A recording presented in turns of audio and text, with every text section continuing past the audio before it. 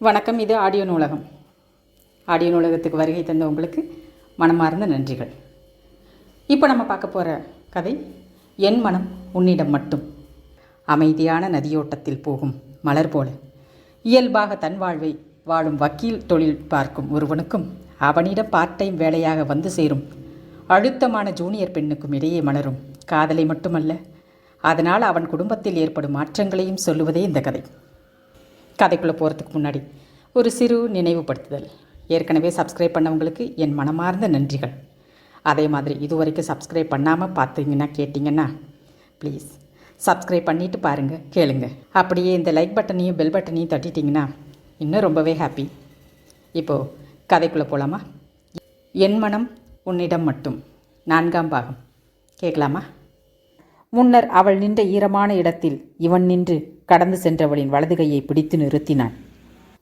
பிடிக்க வேண்டும் என்று நினைக்கவில்லை, ஆனால் பேசிவிட வேண்டும் என்ற உந்துதலில் பிடித்தவன் இப்பொழுது கையை விட, ஹேய் என்ன பண்ற இடியட் என்று அதற்குள் நீண்ட மானசாவின் விரலோடு மற்ற விரல்களும் விரிய அவனின் இடது கன்னத்தில் ஒரு அடியை இறக்கிவிட்டிருந்தாள். அடிக்க வேண்டும் என்று நினைக்கவில்லை, ஆனால் சொல்ல சொல்ல புரியாமல் பேசும் இவனிடம் பேசி பயனில்லை என்று அடித்து விட்டிருந்தாள். பூவோ வேறு எதுவோ கொடுத்து அவன் விருப்பத்தை சொல்லியிருந்தாலும் பீய்த்துதான் போட்டிருப்பான். இன்னும் மற்றவர்களுக்கு கேட்காமல் குரல் குறைத்து பேசுவதே ரமேஷிற்காகத்தான். ஆனால் அதை செய்கையில் கடைபிடிக்க அவளால் முடியவில்லை. இவன் கன்னத்தை பிடித்தபடி யாரும் பார்த்து விட்டார்களா என்று பார்த்திருக்க, ஏனென்றே தெரியாமல் மானசாவிற்கு கொஞ்சம் கண்கள் கலங்கியது. அந்த நிலை அவளுக்கு துளியும் பிடித்தமில்லாமல் போக இவன் முன் அழுதுவிடக்கூடாது என்றே அதை உள்ளடக்கினாள். ஈரமான முகத்தை துடைப்பது போல நன்றாக அழுத்தி துடைத்தாள். மனம் சமன்பட்டு விட வேண்டும் என்று மனதில் ஒரு தீவிரம். ஆனாலும் முடியவில்லை. வா போ என்று பேசுவது இன்னும் உரிமையாய் தெரிந்துவிடுமோ என்று தோன்ற ஒரு நிமிடம் கண்மூடி நின்றவள் பின்னர் திறந்து, உங்களுக்கு இது அழகில்லை சார், ரொம்ப மரியாதை வச்சிருந்தேன், இன்னமும் இருக்கு, ஏதோ கோபத்தில் அடிச்சிட்டேன், உங்கள் தகுதி வசதி இன்னும் நிறம் அதுக்கு கூட ஏற்ற பொண்ணை உங்கள் அம்மா பார்த்து வச்சிருக்காங்க, நீங்களும் குழம்பி என்னையும் கெட்டவளாக்கிடாதீங்க என்றாள் பொறுமையாக. அவள் முன்னர் முகம் கழுவியது போல இவன் குழாயை திறந்து முகம் அழுந்த கழுவினான். அப்படி செய்ததில் இவள் அடித்த தடம் மறைந்து மொத்தமாக முகம் சிவந்து போனது. நாம் பேசிக்கொண்டிருக்க இவன் என்ன செய்கிறான் என்று அவள் முழித்திருக்க கர்ச்சீப்பை எடுத்து முகம் துடைத்தபடி, என்ன சொன்ன? தகுதி வசதி அப்புறம் என்ன, என் நிறமா என்று இவன் கேட்க, ஆமாம், உங்கள் வசதிக்கு மட்டுமல்ல கலருக்கு கூட நான் பொருத்தம் கிடையாது, நிஜம் உங்களுக்கு புரியலையா என்று பறித்த மரியாதையை திருப்பி கொடுத்தாள். அதிலாவது அவன் புரிந்து கொள்வானே என்று. வேறு யாருமெனில் இவ்வளவு பொறுமை அவளின் கனவிலும் சாத்தியமில்லை. அவள் சொன்ன பதிலில் இவன் நக்கலாய் உதடு சுழித்து, எங்கள் அம்மா உன்னை விட கருப்பு, ஆனால் எப்பவும் எனக்கு எங்கள் அம்மா தான். இந்த உலகத்தில் எனக்கு முதலாக ரொம்ப பிடிச்ச மனுஷியும் கூட. அதே மாதிரி தான் நீயும். மேரேஜ் பண்ணினா எனக்கு ரொம்ப பிடிச்ச பொண்ணா நீ இருப்ப, பண்ணாட்டாலும் என்று இழுத்து நிறுத்தினான் வார்த்தைகளை. பண்ணாவிடில் என்ற வார்த்தையே அவனுக்குள் அப்படி கசந்தது. எவ்வளவுதான் இவனுக்கு விளக்குவது என்றொரு அழுப்பில், இதுக்கு மேலே உங்களோட பேசுறது வேஸ்ட் என்று திரும்பி போனவளுக்கு மனமே ஆறவில்லை.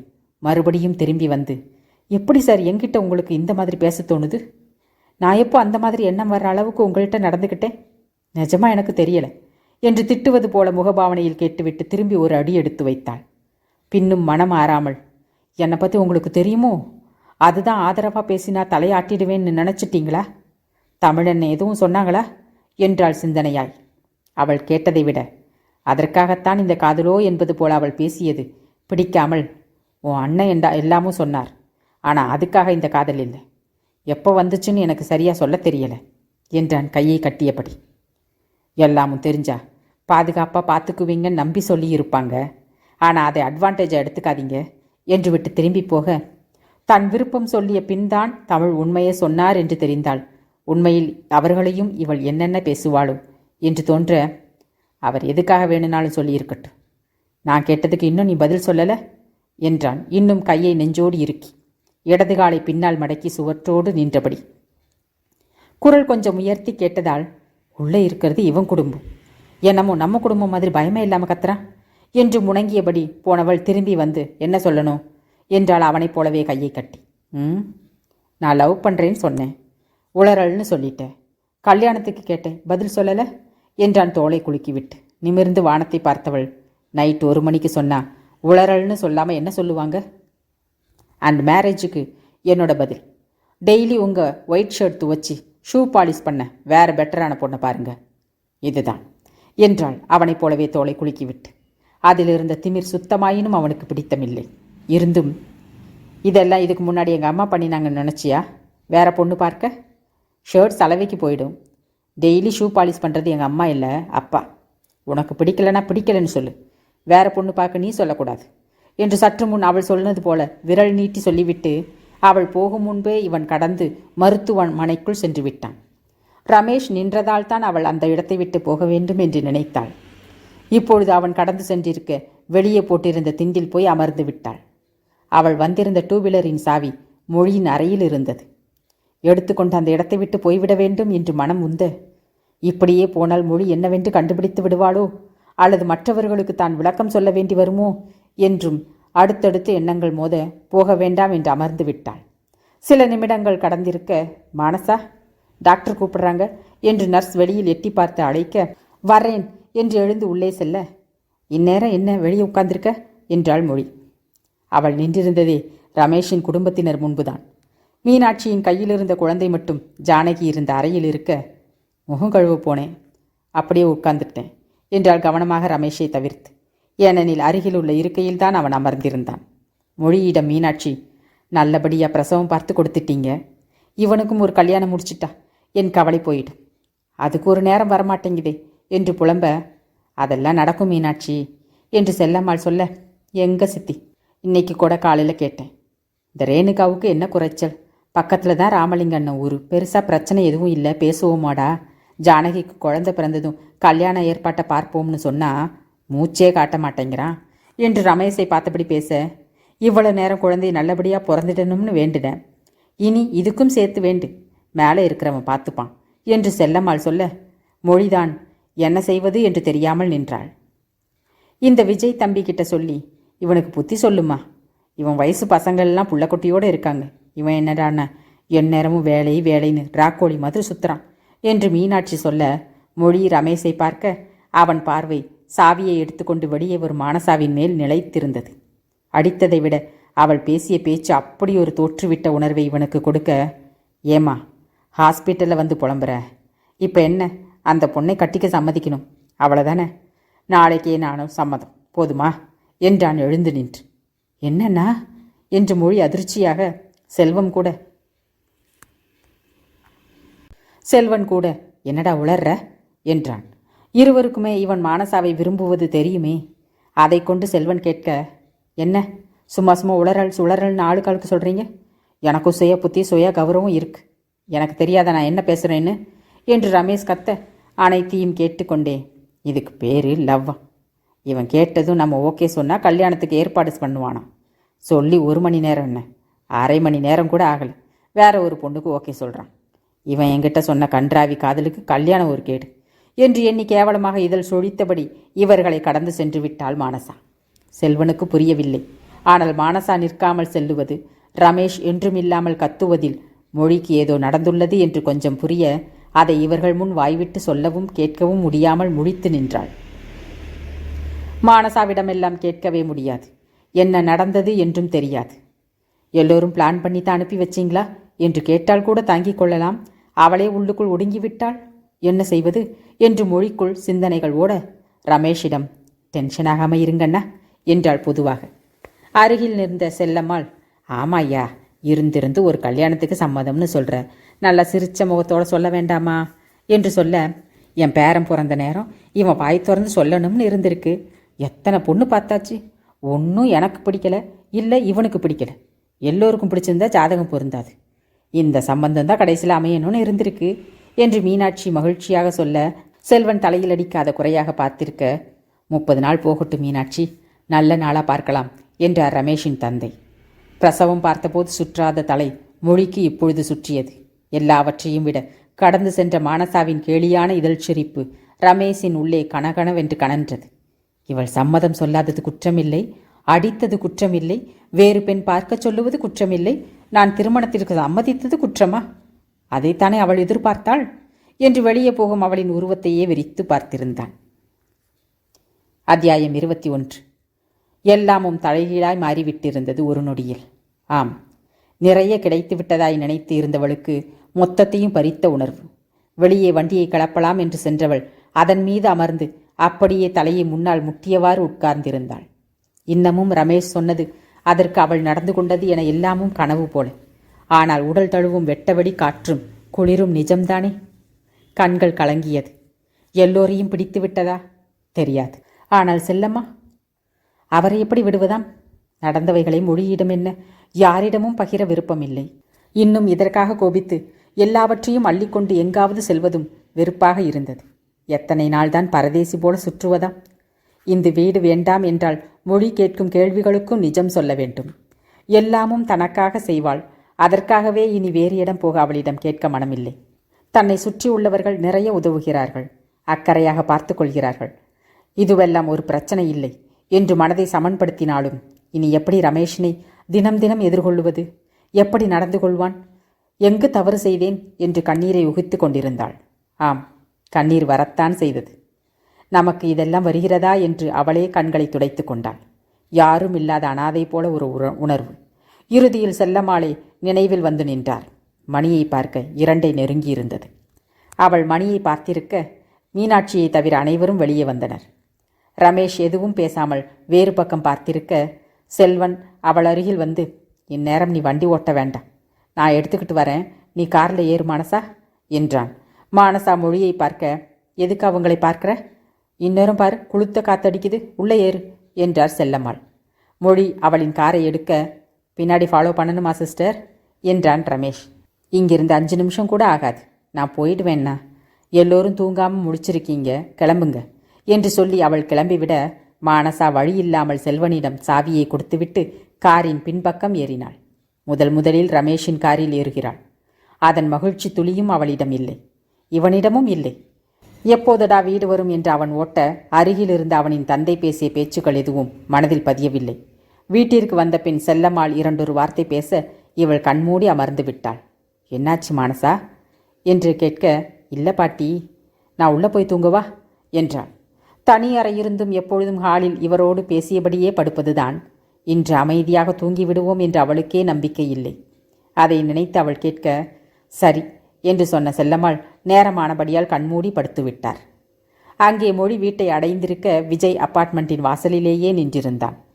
பாப்பாங்களை மேலே தனியாக விட்டுட்டு இங்கே என்ன நிற்கிறீங்க என்று காரை நிறுத்திவிட்டு வந்து மொழி கேட்க, ஊர்லேருந்து அப்பா அம்மா வந்தாங்க, ஈவினிங்கே மாமா வீட்டுக்கு கூட்டிகிட்டு போய் விட்டுட்டேன், எல்லோரும் அங்கே தான் இருக்காங்க என்றான் புன்னகையாய்.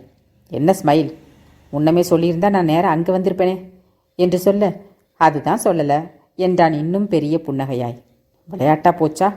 அதுவாவது ஓகே, சின்ன பேபி தேட மாட்டாளா என்று கேட்டு முடிக்க, ஒன்றும் பிரச்சனை இல்லை, நல்லா தூங்குறாளாம், இப்போ தான் ஃபோன் பண்ணேன் என்று அவன் சொல்ல, அப்பொழுது மொழியின் முகம் தெளிந்தபாடில்லை.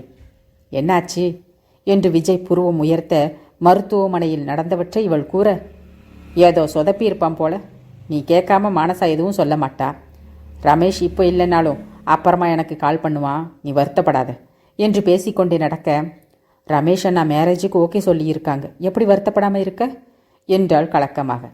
சரியாகிடும், 2 பேருக்குமே இண்டிவிஜுவாலிட்டி மெச்சூரிட்டி இருக்குது. நாம் பிரிஞ்சு அப்புறமா சேர்ந்தது எல்லாம் நம்ம விருப்பத்தை சுற்றி தானே இருந்தது, நமக்கு டைம் கிடைச்சது தானே, அவங்களுக்கும் அதை கொடுப்போம், நாமளா போய் எதையும் கிளற வேண்டாம் என்று அவளை கைகளில் தூக்கி கொண்டான் விஜய். அது சரி என்று மொழிக்கும் தோன்ற, பரவாயில்லையே, நீங்கள் கூட ரொம்ப அறிவாகிட்டீங்க என்றாள் கேலியாய். அதென்னமோ இந்த மாடிப்படிகளை உன்னை தூக்கிட்டு நடக்கிறப்போ அறிவாத்தான் தெரிகிறேன் போல, ஏற்கனவே ஒரு மோகினி கிட்ட சொல்லியிருக்கேன், நான் கிழவனாகிற வரைக்கும் இப்படி தூக்கிட்டு போவேன்னு, அவளும் சொல்லியிருக்கா பாட்டி ஆகிற வரைக்கும் என்னை இப்படியே டெஸ்ட் பண்ணுவான்னு என்று இவனும் சிரிக்க, யாராவது பார்த்துட்டா என்றாள் சிரிப்புடன். 2 மணிக்கு பேய் தான் நடமாடும், வந்து பார்க்க, அப்படியே பார்த்தாலும் என் மோகினியை பார்த்தா தலை தெறிக்க பயந்து ஓடும் என்று பெரிதாக சிரிக்க, சத்தமாக சிரிக்காதீங்க என்று வாயை மூடினான். பேசியே வீடு வரை வந்திருக்க அதற்கு மேல் பேச்சிருக்க அவசியமில்லாமல் போனது அவர்களுக்கு. இங்கே மானசா உள்ளறை கட்டிலில் சுவரை ஒட்டி அமர்ந்திருக்க ரமேஷும் அதே போல அவன் அறையில் அமர்ந்திருந்தான். நடுவில் இருந்ததென்னவோ மீனாவின் வீடு மட்டுமே. அது மட்டும் இல்லாமல் இருந்திருந்தால் ஒரு சுவற்றில் 2 பக்கமும் முதுகை சாய்த்து அமர்ந்திருக்கும் கோலம்தான். அவர்களுக்கு இக்காட்சி தெரியாதே, ஆனால் விதிக்கு தெரியுமே. அது அழகாய் புன்னகைத்தது இவர்களின் கோலம் கண்டு. ஆம், அழகாய்த்தான். ஏனெனில் அவ்வளவு துயரத்திலும் கண்கலங்காதவள் இன்று கண்கலங்கி கொண்டிருக்கிறாள். காதல் வழிகளை உணராதவன் இன்று சோகமாய் அமர்ந்திருக்கிறான். ஒரு பெண்ணை திருமணம் செய்ய சம்மதித்து விட்டான். ஆனால் அதன் மகிழ்ச்சி ஒன்றும் அவன் முகத்தில் இல்லை. வீட்டில் நுழையும் போதும் அத்தனை தடவை செல்வன் கேட்டதற்கும் பதிலில்லை. விவேக் கூட அவன் கிளம்ப, அவனை விட்டுட்டு போ, இங்கே தூங்கட்டும் என்று விட்டான். இப்பொழுது அருகில் விவேக் படுத்திருக்க அவனின் தலையை வருடிக்கொண்டே அமர்ந்தபடியே நெடுநேரம் முழித்திருந்தான். எப்பொழுது உறங்கினார்கள் என்று ரமேஷுக்கும் தெரியாது, மானசாவிற்கும் தெரியாது. மறுநாள் எப்பொழுதும் போல யாருக்கும் விடியவில்லை.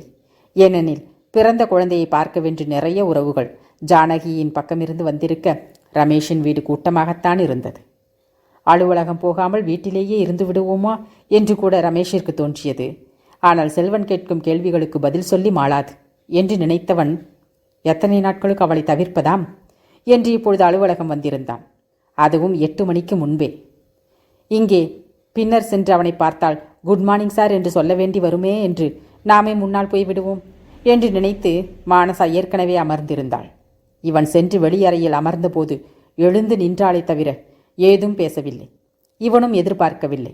என்ன நினைத்தாலும் பேசு என்றவன் முன் இப்பொழுது ஏதும் பேச இயலாத நிலையில் தன்னை வைத்து விட்டானே என்று அவனை பார்த்தவளுக்கு இன்னும் வலித்தது.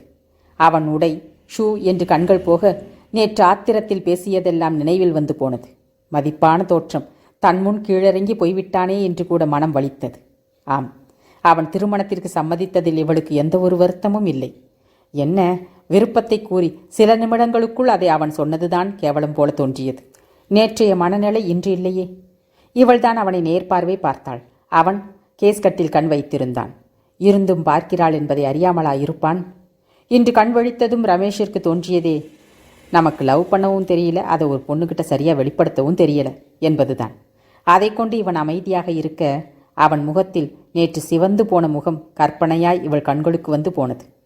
என்ன வேலை, என்ன ஒரு மரியாதையில் இருப்பவன், நொடியில் கை நீட்டிவிட்டேன் என்று நிஜத்தில் மனம் வலிக்க சாரி என்றாள்.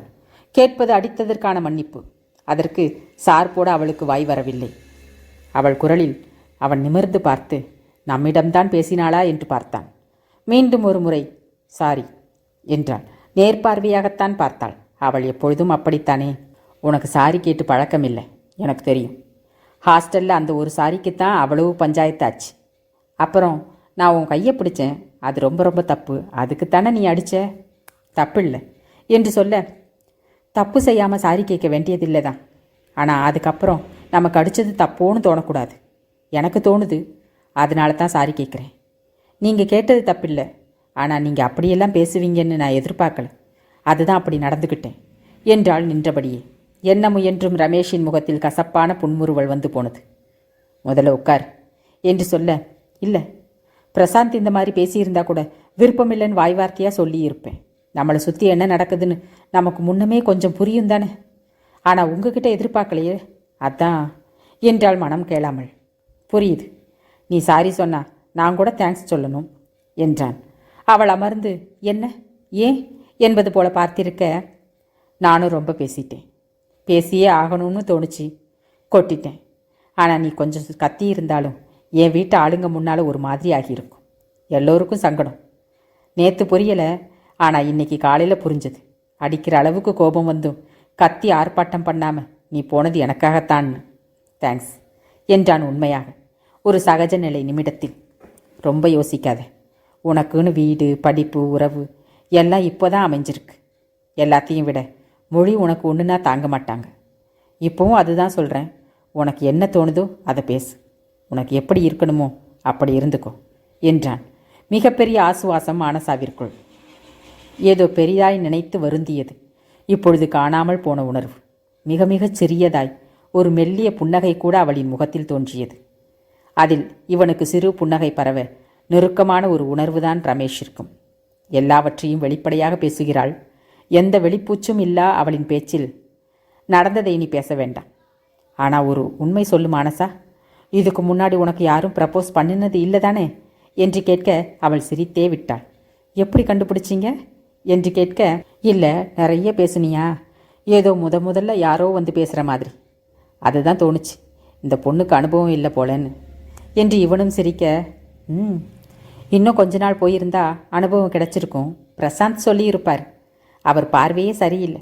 ஒரு நாள் அண்ணான்னு கூப்பிட போகிறேன் என்று சிரிக்க இவனும் சிரித்து ரொம்ப கஷ்டப்படுத்திட்டேன், சாரி என்றான். அச்சோ சார், நம்ம 2 பேருமே தான் என்றவள், உண்மையை சொல்லுங்க, நீங்களும் இதுக்கு முன்னாடி எந்த பொண்ணுக்கிட்டேயும் இப்படி பேசினதில்லை தானே என்று கேட்க, ஆமாம் என்றவன், அவ்வளவு வெளிப்படையாவா தெரிஞ்சுது என்று சிரித்தான். சிரித்ததில் அவளை விட இவன் முகம் சிவந்து போனது. பின்ன நடுராத்திரி 1 மணிக்கு சொன்னா, விடிஞ்சதும் அதை நினச்சி தான் சிரிப்பு வந்தது என்றாள் மனதை மறைக்காமல். இவர்களின் பேச்சு சத்தத்தில் என்ன இங்கே சத்தம் ஓவராக இருக்கு என்று ஆனந்த் வர, பின்னாலேயே பிரசாந்த் குட் மார்னிங் சார் என்று வர, இறுதியாக மருமகனே எப்படி இருக்கீங்க என்று வந்தார் ராமலிங்கம். அத்தியாயம் 22. ராமலிங்கத்தின் குரலில் ரமேஷ் திரும்பி பார்க்க, வாழ்த்துக்கள் நண்பா, மீண்டும் சித்தப்பா ஆனதுக்கு என்று கை குலுக்கினான் ஆனந்த். சார் ட்ரீட் என்று பிரசாந்த் பிரகாசமாக கேட்க, என்ன காலையிலேயே வந்திருக்கீங்க மாமா என்றான் ராமலிங்கத்திடம். குழந்தை பிறந்தது காலையில் தான் மீனா சொன்னா, அதான் எல்லோரும் கிளம்பி வந்துட்டோம் என்றார். எல்லோரும் என்பதில் ரேணுகாவும் அடக்கம். அப்போ இன்னும் கொஞ்ச நாளைக்கு பிறந்த குழந்தையை பார்க்கன்னு இங்கே தான் அடிக்கடி தென்பட போகிறாங்க என்ற ஒரு நிஜம் அவனுக்கு உரைக்க, ஓ பாட்டியும் காலையில் தான் வருவாங்க என்று பொதுவாக பேச, வந்துட்டாங்க மருமகனே, இப்போ தான் வீட்டில் பார்த்துட்டு வந்தேன், எல்லோரும் சாப்பிட்டதும் ஹாஸ்பிட்டலுக்கு கூட்டிகிட்டு போய் பேரனை பார்த்துட்டு வரணும் என்றார் மகிழ்ச்சியாக. அவரின் பிரகாசமான முகத்தை வைத்தே தான் நேற்று திருமணத்திற்கு சம்மதித்தது தெரிந்துவிட்டது என்று ரமேஷிற்கு புரிய, அதை தவிர அவரிடம் எல்லாமும் பேசினான். பின் அவரவர் வேலைகளை பார்த்தாலும் மானசாவின் பேச்சு அவர்களில் நிலைத்தது. எப்பொழுதும் மற்றவர்கள் பேசுவதை காது கொடுத்து கேட்பதில்லை. ஏன் தன்னை பற்றி என்ன பேசினாலும் கூட அவள் கவனித்ததில்லை. இப்பொழுது கவனிப்பதில் உள்ள ஆர்வம், இவன் தமிழில் பேசுகிறானா அல்லது ஆங்கிலத்தில் பேசுகிறானா என்பதுதான். ஆம், அவன் பேச்சு முழுவதும் அவரோடு தமிழில் இருக்க, ஓ அவரை ஓட வைக்க வேண்டும் என்ற எண்ணம் இல்லை, நிஜமாகவே அந்த திருமணத்திற்கு சம்மதித்து இருக்கிறான் என்றதில், இவன் என்னை பிடித்திருப்பதாக சொன்னது நிஜம்தானா என்றொரு எண்ணம். பின் நாம் ஏற்றுக்கொள்ளவில்லை, பின் அது உண்மையா பொய்யா என்ன அதை பற்றி ஆராய்ச்சி நமக்கு என்று அச்சிந்தனையை புறந்தள்ளினாள். சிறிது நேரத்திலேயே ராமலிங்கம் ரமேஷுடன் பேசியதில் மன நிறைவாய் கிளம்ப விஜயும் மொழியும் வந்தனர். நுழையும் போதே, என்ன ஓ மாமா வந்துட்டு போறார் போல என்று கேட்டபடியே தான் உள்ளே வந்தான் விஜய். ரமேஷ் ஆமா என்று புன்னகையுடன் இருக்க, விஜய் கேட்ட துணியில் ஆனந்த் அருகில் வந்து, என்னடா ஏதும் பஞ்சாயத்தா என்று கிசுகிசுக்க, ஆமாம் என்பது போல மொழித்தான் விஜய்.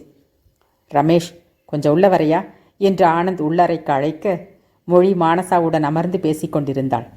நன்றாக பேசினாலே தவிர நேற்று நடந்த எதையும் பகிரவில்லை மானசா. உள்ளே கதவை அடைத்துவிட்டு, என்னாச்சு என்று ஆனந்த் விஜயிடம் கேட்க, தெரியாது என்று விட்டு, நேற்று ஹாஸ்பிட்டலில் என்னடா நடந்துச்சு என்று ரமேஷிடம் கேட்டான் விஜய். கூடவே நைட்டே கால் பண்ணுவேன்னு நினச்சேன் என்று ஆதங்கத்தை வெளிப்படுத்த, நினச்சேன், அப்புறம் நேற்று லீவு, அப்பா அம்மா வேறு ஊர்லேருந்து வருவாங்கன்னு சொல்லியிருந்தியா, ஸோ டிஸ்டர்ப் பண்ண வேண்டாம்னு விட்டுட்டேன், இன்றைக்கி 2 பேருக்கும் லீவா என்றான். பின்னும் நண்பர்கள் விடாமல் கேட்டதில் நேற்று நடந்ததை மேலோட்டமாக சொல்ல, லூசாடா நீ, ஏன் மேரேஜுக்கு ஓகே சொன்ன என்று ஆனந்த் கடிய, விஜய் எதுவும் சொல்லாமல் ரமேஷின் முகமே பார்த்திருந்தான். பின்ன என்ன பண்ண சொல்கிற, இவளுக்கு பிடிக்கல, அவங்க என்னடானா நான் தான் ஓகே சொல்லாமல் மேரேஜ் தள்ளி போகிறதா நடுராத்திரியில் பேசுகிறாங்க, இதில் இவன் வந்து எனக்கு புத்தி சொல்லணுமா, எங்கள் அம்மா சொல்லுது என்று ஆனந்திடம் பொங்கிவிட்டு, நீ என்னமோ சொன்ன, உன்னை யாருக்கிட்ட பிடிக்காது, அவளுக்கும் பிடிக்கும்னு, அவள் பிடிக்கலன்னு சொல்லியாச்சு என்று விஜயிடம் சொல்ல, அதுக்கு மேரேஜுக்கு ஓகே சொல்லுவியா, இப்படித்தான் முன்னாடி அவன் மொழியை மிஸ் பண்ணி ஒரு வழியாக சேர்ந்தான், ஏண்டா லவ்னா மட்டும் இப்படி அவசரத்தில் முடிவெடுக்கிறீங்க என்று ஆனந்த் திட்ட, இதுக்குத்தான் மானசா வேண்டாம்னு சொன்னேன், பிடிச்சிருக்குன்னு சொன்னேன், இப்போ எப்படி இருக்க பாரு என்று கடிந்தான் விஜய். எப்படி இருக்கனா என்று ரமேஷ் விடாமல் பேச, பார்க்க கேவலமா ஷேவ் எதுவும் பண்ணாமல் என்று விஜய் புன்சிரிப்பொன்றை விட, நாமளும் ஒரு நாள் தாடி வளர்த்தோம்னு சரித்திரம் சொல்லட்டும் என்று கன்னத்தை தடவினான் ரமேஷ். விஜய்க்கு மானசா குறித்து எந்த விளக்கமும் ரமேஷிடம் வேண்டியதில்லை. இருவருமே வளர்ந்தவர்கள், அவரவர் வாழ்க்கை அவரவர் முடிவுதான். இருந்தும் தமிழ்கிட்ட சொல்லணும் என்று சொல்ல, சரி என்று விட்டான் ரமேஷ். சிறிது நேரம் தமிழுக்கு ஃபோன் செய்து பேசிவிட்டு ரமேஷிடம் விஜய் ஃபோனை தர, விடுங்க மச்சான், நீங்கள் மானசாவை கல்யாணம் முடித்தாலும் முடிக்காட்டலும் எனக்கு மச்சான் தான், ஓகேவா, அப்புறம் ரொம்ப தேங்க்ஸ், இந்த தடவை மானசா வீட்டுக்கு வந்தப்போ நிறைய பேசினாலாம், உங்கள் வீடு பழகிருச்சு போல, படிக்கிற வரைக்கும் அங்கே சந்தோஷமாக இருந்தால் கூட போதும்னு அவங்க அப்பா சொல்கிறார் என்று சொல்ல, கண்டிப்பாக அவள் சந்தோஷமாக இருப்பா என்று உறுதியளித்தான் ரமேஷ். அங்கிருந்து கிளம்பிய பின்பும் மொழி அவளும் எதுவும் சொல்லலை. நான் கூட வீடு மாற்ற கேட்பாளோன்னு நினச்சேன் என்று சொல்ல, அவள் சந்தோஷமாக இருக்கட்டும்னு தான் இவன் ஓகே சொல்லியிருப்பான். இல்லைனா இவ்வளவு சீக்கிரம் மானசா சரியாகி இருக்க மாட்டாளோ என்று விஜய் காரோட்டி கொண்டே பேச, ஆனால் கல்யாண ஏற்பாடு வேகமாக நடக்கும் போல. பார்த்தீங்க தானே, ரமேஷ் அண்ணாவோட மாமா காலையிலேயே ஆஃபீஸ்க்கு வந்திருக்கார் என்று மொழி யோசனையாக கூற, யாருக்கும் எதுவும் சொல்லிக் கொடுக்க வேண்டிய அவசியம் இல்லை. அவங்க சின்ன பசங்களும் இல்லை. இனி அவங்க முடிவெடுக்கட்டும் என்றான் விஜய். நாட்கள் வேகமாக நகர்ந்து விட்டது. கல்லூரியையும் நீதிமன்றத்தையும் விட வீட்டை நன்றாக பழகிவிட்டாள் மானசா. முன்பும் கூட மீனாவுக்கும் இவளுக்கும் முட்டி கொண்டது. வாரத்திற்கு ஒரு வீடு என வாசலில் அதிகாலை கோலம் போடும் முறையில் செல்லம்மாவுக்கு பதில் இவள் வந்து போட, குளிச்சுட்டு வந்து போட வேண்டியது தானே என்றது மீனாவின் குரல். இவர்களின் வரிசையில் 3 வீடு மட்டும்தானே? மீனாட்சிக்கு கேட்க வேண்டும் என்றே இவள் கத்தி கேட்க, பதில் இவள் மெதுவாகத்தான் சொல்லுவாள் என்று எதிர்பார்த்திருந்தாள் மீனா. ஏன், குளிச்சுட்டு வந்து போட்டா இனி 1 வருஷத்துக்கு கோலம் போட வேண்டான்னு ஏதாவது ஆஃபர் கிடைக்குமா? ஆமாண்ணா சொல்லுங்க, 1 வீக்கும் தலைக்கு குளிச்சுட்டு வந்து 4 மணிக்கே போடுறேன். ஓனர்கிட்ட கேட்டு சொல்லுங்க என்று சத்தமாக கேட்டதில், அம்மாடி, என்ன இந்த பொண்ணு பார்க்க அமைதியாக நினச்சா இப்படி கத்துது என்று மீனா ஓடிவிட, மீனாட்சி இங்கு வயிற்றை பிடித்து கொண்டு சமையலறையில் சிரித்து கொண்டிருந்தார். ரமேஷ் நடைப்பயிற்சி முடித்து வந்ததும், பாருடா இந்த மானசா பொண்ணு பேசுறதை என்று சிரித்து கொண்டேதான் சொன்னார். ஆம், முன்னர் கூட மானசாவின் படிப்பு, அவள் தன் மகனிடம் வேலை பார்ப்பது என்று கொஞ்சம் உறுத்தலாக இருந்ததுதான். ஆனால் ரமேஷ் திருமணத்திற்கு சம்மதித்தது, இவள் எப்பொழுதும் போல இருப்பது என்று இத்தனை நாட்களாக பார்க்கிறாரே. ஏன், அவரிடம் கூட தினமும் 2 வார்த்தை பேசிவிடுவாள். அவள் உண்டு, அவள் வேலை உண்டு என்று இருப்பவள். தேவையில்லாமல் யாராவது தலையிட்டால் பதில் கொடுக்கவும் யோசிப்பதில்லை என்றதில், பரவாயில்லை, நல்ல பிள்ளைதான் போல. என்ன, வேற படிப்பு படிச்சிருக்கலாம். இந்த போலீஸு இவங்களையெல்லாம் கண்டாலே நமக்கு ஆகலை. இந்த வயசில் கல்யாணம் செஞ்சு வைக்காமல் என்ன பண்ணுறாங்க என்று ஞானப்பிரகாசிடமே ஒரு முறை சொல்லிவிட்டார்.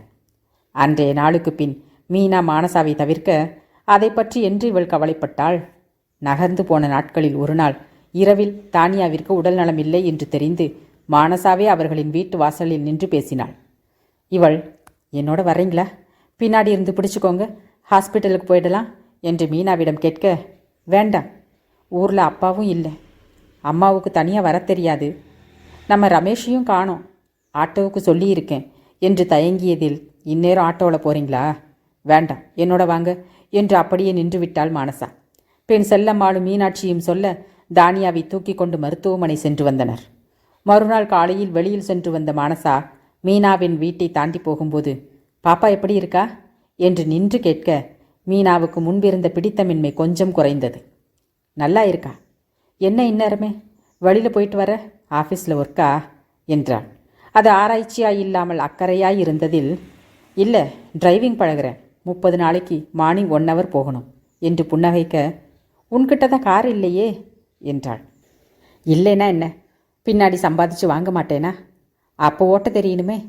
எல்லாமும் கிடைக்கணும்னா முன்னாடியே நாம் அது கிடைக்க தகுதியோடு இருக்கணும் தானே என்று புன்னகைக்க, என்னவோ மானசாவின் பேச்சு அவளுக்கு அவ்வளவு பிடித்திருந்தது.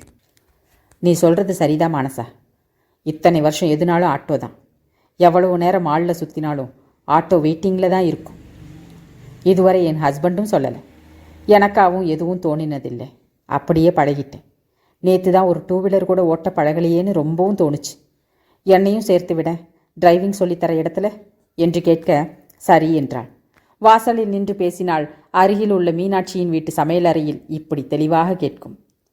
என்னவோடா, இந்த பொண்ணு வந்தப்போ ரொம்ப அடமாக தெரிஞ்சா, இப்போ எல்லார்கிட்டையும் பழகிறா என்று இங்கிருந்த ரமேஷிடம் மீனாட்சி கிசுகிசுக்க, மா வர வர நீ அடுத்த வீட்டு விஷயத்தில் ரொம்ப ஒட்டு கேட்க ஆரம்பிச்சிட்ட என்றதோடு முடித்து கொண்டான். இவன் சொல்லியா அவர் கேட்கப் போகிறார்? அப்படியே காது கொடுத்து கேட்டதில் பல செய்திகள் அவருக்கும் புரிந்தது, தெரிந்தது. ஒரு நாள் ரேணுகா மீனாவின் வீட்டிற்கு வந்திருக்க அவளை மானசாவிற்கு அறிமுகப்படுத்தினாள் மீனா.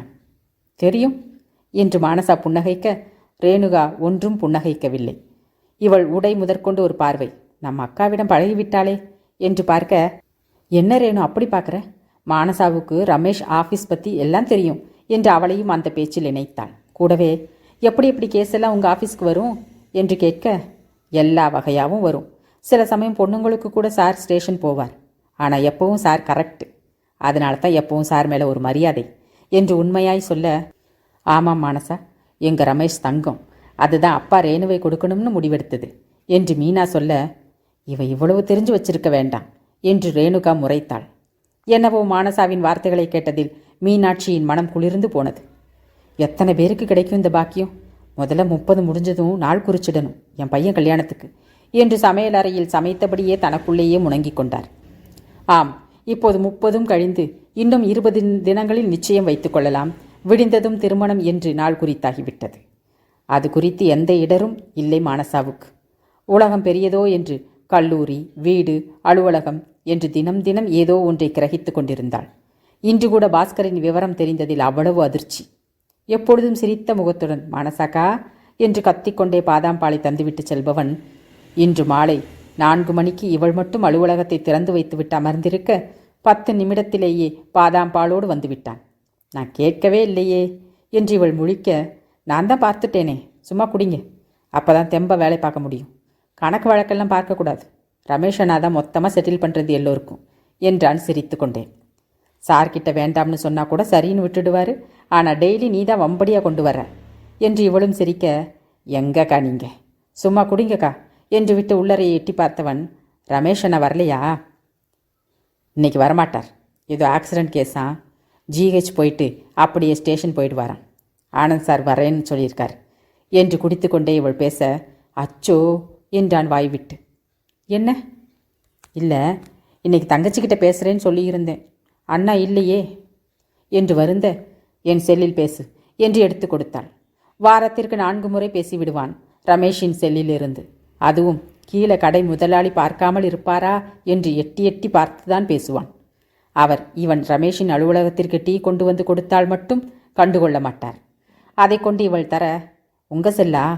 இதில் ஒன்றுமே இல்லை, ரமேஷனா செல்லுனா வீடியோ கால் பேசுவேன் என்றான் பந்தாவாய். பாருடா, பையன் சோகமாக சொன்னானேன்னு கொடுத்தா ரொம்ப பண்ணுற என்று செல்லை சுடிதார் பாக்கெட்டுக்குள் வைக்க போனவளை, சும்மா சொன்னேன் கொடுங்க, இப்போதைக்கு இதில், நாளைக்கு அண்ணா செல்லிருந்து பேசிக்கிறேன் என்று வாங்கி பேச, அது என்றபடியே குடித்து முடித்தாள் பாலை. அவன் பேசிவிட்டு, நீங்களும் பேசுங்க என்று தர, நான் என்ன பேச என்று வழி இல்லாமல் வாங்கினாள். அந்த பக்கம் இவனின் பாட்டி தங்கை, நல்லா பார்த்துக்கோங்க என்று பேச, சரி என்று வைத்தாள். என்ன சொன்னாங்க பாட்டியும் தங்கச்சியும் என்று இவன் ஆர்வமாக கேட்க, நீ தான் எங்களை டயர்டாக விடாமல் நேரத்துக்கு ஏதாவது கொண்டு வந்து தர, என்னமோ நாங்கள் உன்னை கவனிக்கிறது மாதிரி நல்லா பார்த்துக்கோங்கன்னு சொல்கிறாங்க என்றாள். பின், ஆமாம், அவங்களுக்கு வீடியோ கால் பண்ணுற அளவுக்கு செல்ஃபோன் வாங்கி கொடுத்துருக்கியே, நீ ஒன்று வாங்கி வச்சுக்கிறது தானே என்றாள். செல்ஃபோன் யூஸ் பண்ணக்கூடாது, ஊர்லேருந்து கூட்டிகிட்டு வரும்போதே செல்ஃபோன் வச்சுக்கக்கூடாது, மாதத்தில் ஒரு தடவை பேச விடுவேன், அப்போ என் ஃபோன்லேருந்து பேசிக்கோன்னு சொல்லித்தான் முதலாளி கூட்டிகிட்டு வந்தார். அவர் தான் கொஞ்சம் கராரான ஆள், ஆனால் பெரியம்மா நல்லவங்க, அதான் வந்தேன் என்றான் வெள்ளந்தியாய். இதென்ன சொந்த உறவுகளுக்குள்ளே கொத்தடைமை போல என்று தோன்ற, இப்படியெல்லாம் ஏன் இங்கே இருக்கணும், உன் அப்பா அம்மா எதுவும் சொல்லலையா என்றாள். அவங்க இல்லைக்கா, 2 வருஷத்துக்கு முன்னாடி அப்பா அம்மாவை கொன்னுட்டார், அப்புறம் அவரும் தூக்கு போட்டுக்கிட்டார். ஏதோ சொல்கிறாங்க அம்மா சரியில்லையாம், அதனால் சந்தேகத்தில் அப்பா கொன்னுட்டாராம். நீங்களே சொல்லுங்கள், பிடிக்கலைன்னா விவாகரத்து கூட வாங்கி பிரிஞ்சிருக்கலாம் தானே, நாங்களாவது அப்பா அம்மான்னு யாரோடையாவது இருந்திருப்போம் தானே என்று சொல்ல, அவள் அப்படியே பக்கென்று கண்ணிமைக்காமல் பார்த்திருந்தாள். தன் அன்னைக்கும் ஃபோன் எல்லாம் பேச தெரியாது, எந்த பட்டனை அமுக்குவது ஆன் செய்வதற்கு என்று தடுமாறுவார். அதுபோல இவனின் பெற்றோரும் இருப்பர் போலும் என்று நினைத்துதான் கேட்க, அவன் சொன்னதில் அப்படி ஒரு அதிர்ச்சி. அதையும் இவன் அலட்டாமல் வெளிப்படையாக சொன்னது இன்னமும். இவளின் நிலையை அவன் கண்டுகொண்டதாகவே தெரியவில்லை. அது விளைச்சல் அதிகமாக அவ்வளவா இல்லாத கிராமம்க்கா. என்ன வேலை செய்யன்னு நான் திணறினப்போ முதலாளி வந்து கூப்பிட்டதும் கிளம்பிட்டேன். தங்கச்சிக்கு ஃபீஸ் கட்டுவேன், இன்னும் சேர்த்து வச்சிருக்கேன், 2 வருஷம் ஆனதும் ஊரில் போய் இதே மாதிரி கடை போடணும் என்று ஆர்வமாக சொல்ல, என்ன சொல்லுவது என்று தெரியாமல் முழித்திருந்தாள். இப்பொழுதுதான் இவளின் முகமே கவனித்தான். அட, நீங்கள் வேறக்கா, வருத்தப்படாதீங்க, நானும் புதுசில் இப்படித்தான் இருந்தேன். ரமேஷ் அண்ணா தான் ஆம்பளை பொம்பளையில் தான் தப்பானவங்க சரியானவங்க அப்படின்னு இருப்பாங்க, அப்பா அம்மா எப்பவும் தப்பானவங்க கிடையாதான். உங்கள் அப்பா அம்மா நல்லவங்க தான், ஏதோ நேரம் சரியில்லாமல் போயிருக்கும்னு சொன்னார். அப்புறம் அடிக்கடி செல்ஃபோனும் பேச தருவார். நானே இப்போல்லாம் பழசை நினைக்கிறதில்ல, நம்மளை பற்றி நினைக்காதவங்களை நாம் ஏன் நினைக்கணும்? அதுதான் காசு சேர்க்குறேன் கடை போட, நல்லா படிக்க வைக்கணும்க்கா என் தங்கச்சியை என்றான் சந்தோஷமாய். அவன் மகிழ்ச்சியில், எல்லாம் நல்லபடியாக நடக்கும், நீ சந்தோஷமாயிரு என்று இவள் சொல்ல, நமக்கு என்னக்கா, ரமேஷனெல்லாம் முன்னாடி எப்படி ஜவுக்கடிப்பார் தெரியுமா? நான் ஈன்னு சிரிச்சுக்கிட்டே இங்கேருந்து போய் முதலாளிகிட்ட திட்டு வாங்குவேன் என்றான் சிரிப்பாய். கூடவே, எனக்கு ஒரு ஆசைக்கா, தருவீங்களா என்று கேட்க, என்ன, உங்கள் சுடிதார் ஒரு செட்டு தர்றீங்களா என் தங்கச்சிக்கு என்று கேட்டுவிட, இது பழசு, நான் புதுசு கடையில் வாங்கி தரேன், ஏன் அளவு இருப்பாளா உன் தங்கச்சி என்று கேட்க, உங்கள் கழுத்து மூடி போட்டுக்கிற மாடல் நல்லா இருக்கு, அதுவும் போக உங்கள் ட்ரெஸ் பார்த்தா நாமளும் இது மாதிரி பெரிய படிப்பாக படிக்கணும்னு தோணும்ல, அதுக்குத்தான் என்றான் ஆர்வமாய். மானசாவிற்கு உள்ளே குத்தியது மனசாட்சி. வந்ததிலிருந்து இந்த படிப்பை அவள் பெரிதாய் விரும்பி படித்ததே இல்லை. இது என்ன, வேறு எந்த படிப்பாக இருந்தாலும் படித்திருக்க மாட்டாள். எதிலும் பிடித்தமில்லை. சில வருடங்களாக வேலைகளை பழகிய அளவு பாடங்களை இதுவரை அவள் படிக்கவில்லை. இதையெல்லாம் இவனிடம் எப்படி சொல்ல என்று புன்னகைத்து மட்டும் வைத்தாள். அன்று அலுவலகம் முடிந்து அடைத்துவிட்டு வீட்டிற்கு வரும் வழியெல்லாம் பாஸ்கரின் சிந்தனையே. எவ்வளவு பெரிய வழி, சிரித்து கொண்டே சொல்கிறான், நமக்கெல்லாம் என்ன கேடு என்று நினைத்து கொண்டே வண்டியை காம்பவுண்டிற்குள் ஏற்றியவளின் காதில் விழுந்தது விவேக்கின் அழுகை. என்னவென்று கேட்க, என்னமோ இங்கிலீஷ் நாடகமா, அதில் இவனை சேர்த்துக்க மாட்டேன்னு சொல்லிட்டாங்களாம், வந்ததுலேருந்து அழுகிறான் மனசா. மருமக புதுசாக பிறந்த மகனை பார்ப்பாளா, இவனை சமாளிப்பாளா? இந்த ரமேஷை வேற காணும், அவன் இருந்தால் கொஞ்சம் அழுகையை நிப்பாட்டுவான் என்று மீனாட்சி புலம்ப, அழாத, கடைக்கு போலாமா என்று இவளும் சமாதானப்படுத்த உருண்டு பிறண்டு தேம்பி தேம்பி அழுது கொண்டிருந்தான். ஒரு கட்டத்தில் தூங்கியும் விட மீனாட்சியின் மடியில் விட்டுவிட்டு, நான் போய் சாப்பிட்றேன், மணி 10 என்று எழ, ஆமாம் போ, செல்லம்மா சித்தி உன்னை காணுமேன்னு அப்போவே 2 தடவை எட்டி பார்த்துட்டு இருந்தாங்க என்றார். உள்ளே போய் உடை மாற்றப் போனவள் பின் உண்டுவிட்டு இன்னொரு முறை விவேக்கை போய் பார்க்கலாம் என்று தோன்ற முகம் கை கால் மட்டும் கழுவி விட்டு வந்து உண்டாள். இங்கு வந்ததிலிருந்து இரவு உடையோடு வெளியில் செல்வதில்லை. சிறிது நேரம் செல்லம்மாளோடு பேசிவிட்டு அவர் புத்தகம் படிக்க ஆரம்பித்ததும் வெளியில் வர, எப்பொழுதும் ரமேஷ் அமரும் இருக்கையில் அவன் இருக்க விவேக் அவனின் மடியில் அமர்ந்து விசும்பிக் கொண்டிருந்தான். இன்னமும் அழுகிறானா, ஏன் இப்படி என்று இவள் கேட்க, சார் இங்கிலீஷ் சப்ஜெக்டில் 12 மார்க்கான், அதான் ட்ராமாவில் சேர்த்துக்கல, அழுகை, சேர்க்கலைன்னு அழுதா சரியாகிடுமா, நல்லா படிக்க வேண்டியது தானே என்று கூறியவன் அவளிடம் கண்ணை காட்டியபடி, ஆனால் விவேக் என்னை விட நல்லா படிப்பான், குட் பாய் தெரியுமா, அடுத்த தடவை நல்ல மார்க் எடுப்பான் என்று இவளிடம் பேச மானசா சிரித்து கொண்டே, விவேக், நான் ஒரு உண்மை சொல்லவா? என்ன என்று அவன் தேம்பிக் கொண்டே கேட்க, அக்கா இப்போ முடித்த எக்ஸாமில் என்ன மார்க் வாங்கினேன் தெரியுமா? 10 மார்க் என்றாள் சிரிக்காமல். நிஜமாவா சொல்கிறீங்க? பொய் சொல்கிறீங்க என்று அவன் கண்ணை துடைத்து கொண்டே சொல்ல, உண்மை. தீங்கியல் மானசாவுக்கு தீங்கு பண்ணிடுச்சு, 10 மார்க் தான் அதில். இன்றைக்கி தான் ரிசல்ட் பார்த்தேன், மற்ற சப்ஜெக்ட்லாம் ஏதோ பரவாயில்ல என்று சொல்ல, என்னை விட நீங்கள் கம்மி மார்க்கா? ஐயா, 10 மார்க் எடுத்திருக்காங்க சித்தப்பா என்று சிரித்தான் விவேக். ரமேஷும் சிரிக்க, நான் விவேக் அழுகிறதுக்காக சொன்னேன், என்ன சிரிப்பு என்றாள் ரமேஷிடம். ஆனாலும் அவளுக்குமே சிரிப்பு வரத்தான் செய்தது. பின்ன அவார்டா கொடுப்பாங்க 10 மார்க்குக்கு என்று இவனும் விடாமல் பேசியவன், சப்ஜெக்ட் புரியலையா? புரியலைன்னா கூட பரவாயில்லை, தூக்கம் வருது என்றாள் சிரிக்காமல். ஆரம்பம் அப்படித்தான், போக போக நல்லா இருக்கும் என்றவன் 10 மார்க் என்ற ஞாபகத்தில் இன்னும் சிரிக்க, ரொம்ப சிரிக்காதீங்க, இங்கே எவ்வளவு மார்க்கா என்றாள். நானும் மக்கு தான் அப்போ, ஆனால் இவ்வளவு மக்கு இல்லை என்று இன்னும் சிரிக்க இரவின் வெளிச்சத்தில் அவனின் முகமே பார்த்திருந்தாள். பாஸ்கர், நான் அண்ணா கூட இருந்தால் ஈன்னு பல்லை காட்டிகிட்டே இருப்பேன் என்று சொன்னது ஞாபகம் வர இன்னும் ஆழமாக இமைக்காமல் அவன் முகத்தை பார்த்தாள். அவளுக்கு தெரியவில்லை அவனின் முகத்தை உள்வாங்குகிறோம் என்று. ஏனெனில் அன்று இரவு கண்மூடி அவள் அமர்ந்திருக்க எப்பொழுதும் இருள் தெரியும் மனதில் இப்பொழுது ரமேஷின் முகம் பட்டென்று திறந்து பின் மறுபடியும் மூட இப்பொழுதும் வந்து போனது சிரிப்பை சுமந்து சிவந்த ரமேஷின் முகம். பெய்துவிட காத்திருக்கும் ஒரு பெரும் மழை முன் இடி மின்னலுடன் திரண்டு நிற்கும் வானம் போல படபடத்தது மானசாவின் மனது. பூமி காணாத அடைமழை அவள் மனது. அத்தியாயம் 23. அதிகாலையை உறங்கியும் உறங்காமலும் என்ற நிலையில் விடிய வைத்திருந்தாள் மானசா. ஏனெனில் எப்படி அவனின் முகம் தன் சிந்தனையில் என்பதே அவளுக்கு இதுவரையில் விளங்கவில்லை. இரவு கண்மூடி அமர்ந்திருப்பதில் இருளையே பார்த்து பார்த்து பழக்கப்பட்டு விட்டவள், நான் அவரை நினைக்கவே இல்லையே, எப்படி இப்படி ஆனது என்ற யோசனையோடு தான் அலுவலகத்திற்கு செல்வதற்காக வண்டியை எடுத்தாள். அருகில் இருந்த ரமேஷின் கார் பளபளவென்று இருக்க, நாம் எப்போ இது மாதிரி காரெல்லாம் வாங்க போகிறோம் என்றொரு எண்ணம். இந்த ஊருக்கு வந்தபோது கார் வாங்க வேண்டும் என்றெல்லாம் அவளுக்கு எந்த எண்ணமும் இல்லை. நினைவில் நின்றதெல்லாம் சொர்ணா மட்டுமே. இப்பொழுது அப்படி அல்லவே. செல்லம்மாளுக்கு காலையில் சமையலில் உதவுகிறேன் என்று பெயரில் வாய் வலிக்க பேச வேண்டும். விவேக்கும் தானியாவும் பள்ளிக்கு கிளம்புகையில் போட்டுக்கொள்ளும் சண்டைகளை வண்டியை துடைக்கும் சாக்கில் பார்க்க வேண்டும். இடையில் இவள் சென்று தலையிட்டாள். மானு, இவனுக்காக சப்போர்ட் பண்ணாதீங்க என்று இருவரும் தலைமுடியை பிடித்து கொண்டு சண்டையிடுவர்.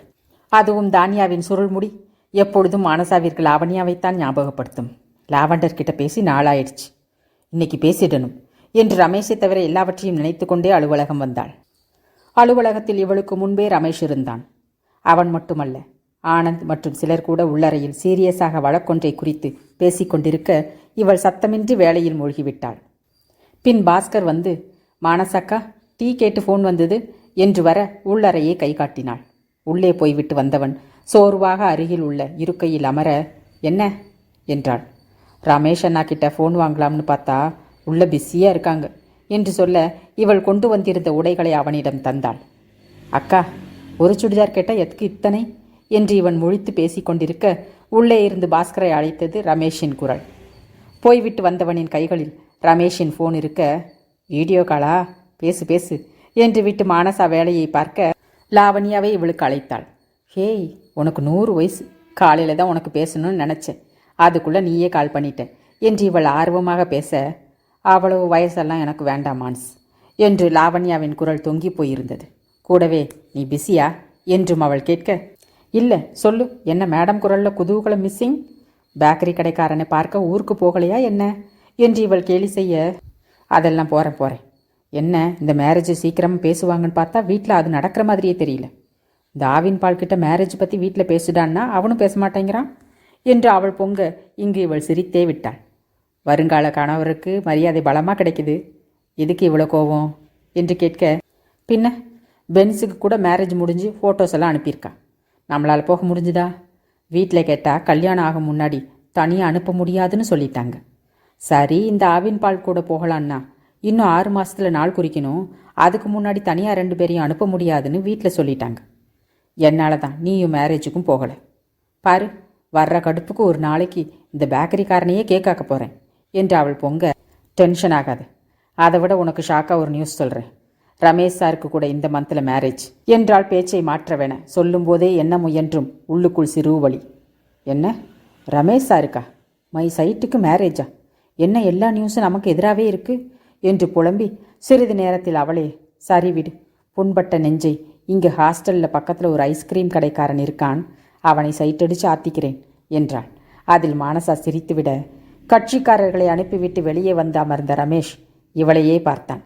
பாஸ்கர் கூட, அண்ணா, மானசாக்கா சத்தமாக சிரிக்கிறாங்க, இப்படி சிரிச்சு நான் பார்த்ததே இல்லை என்று அருகில் வந்து ஃபோனை தந்துவிட்டு கிசுகிசுக்க, டேய், ஒன்று என்ன அண்ணான்னு கூப்பிடு, இல்லை அவளை அக்கான்னு கூப்பிடு, 2 பேரையும் அண்ணா அக்கா சொல்லாத என்று இவனும் மெதுவாக கடிய, எதுக்கா என்றான் பாஸ்கர்.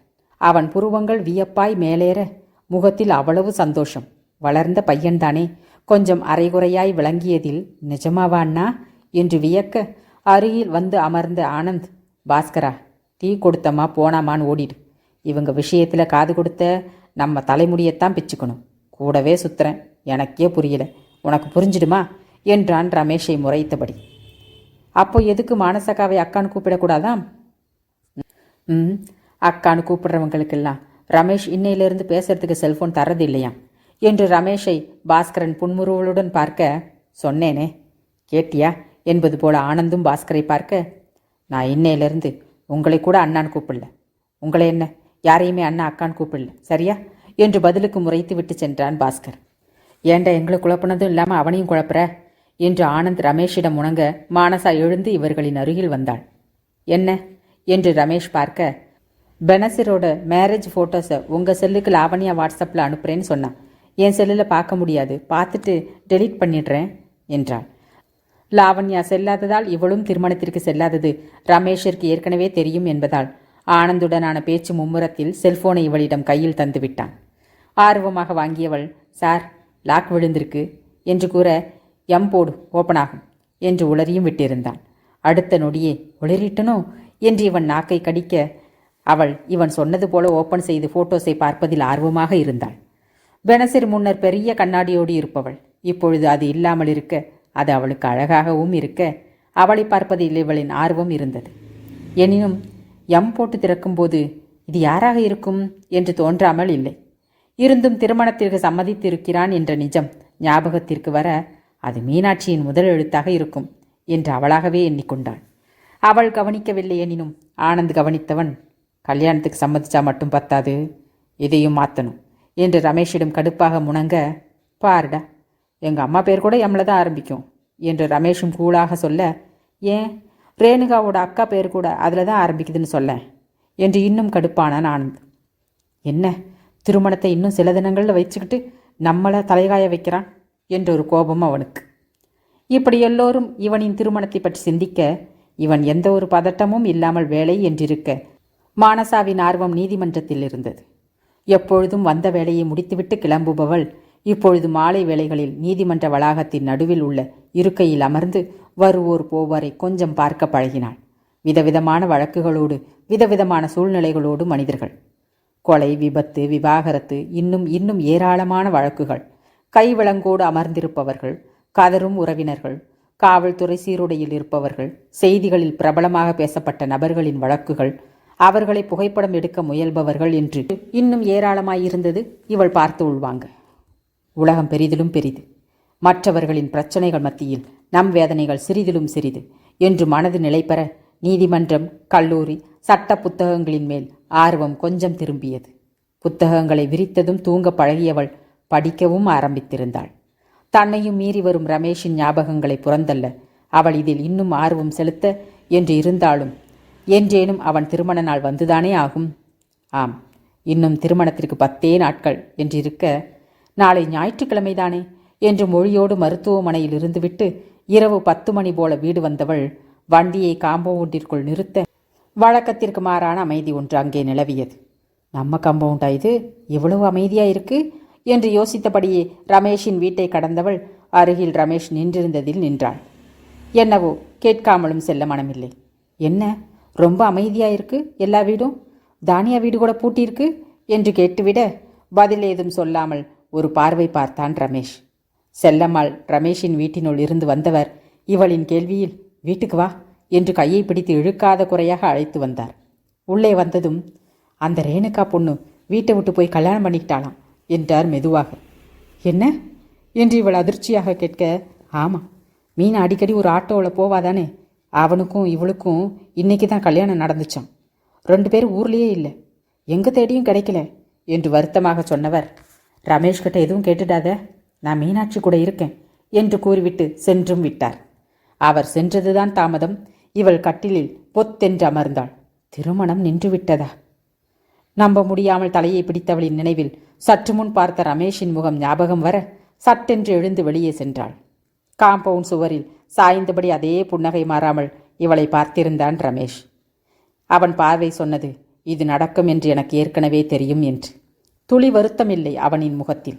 அதைவிட இவள் ஓடிச் சென்று அருகிலிருந்த சுவரை பிடித்து கொண்டு அவனை பார்த்ததில் இன்னும் கூட அவனின் புன்னகை பெரிதாக விரிந்தது. அவன் புன்னகை பல அர்த்தங்களை இவளுக்கு கொடுக்க, கோபம், மகிழ்ச்சி, அழுகை என பல வகையான இவளின் உணர்வுகள் முட்டி கொண்டு வந்து நின்றன.